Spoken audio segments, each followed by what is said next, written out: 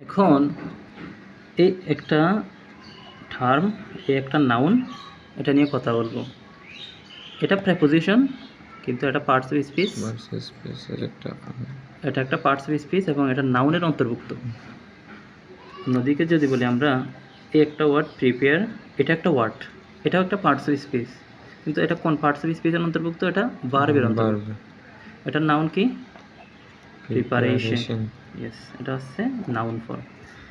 তো প্রেপোজিশন এটাও একটা নাউন। অন্যদিকে noun, pronoun, adjective, verb, adverb, preposition, conjunction, interjection, 8টা যে পার্টস অফ স্পিচ আছে সবগুলো হচ্ছে নাউন। প্রত্যেকটা এক একটা নাউন, হ্যাঁ, সবগুলো এক একটা নাম। ইয়েস, তো এটাও একটা নাম। এখন এটা মানুষজন খুবই মিসপ্রোনাউন্স করে, এটাকে ভুলভাবে উচ্চারণ করে, সেটা নিয়েই আমি কথা বলতে চাই। মানুষ বলে এটাকে preposition, but it is not preposition guys, it is preposition. It is preposition.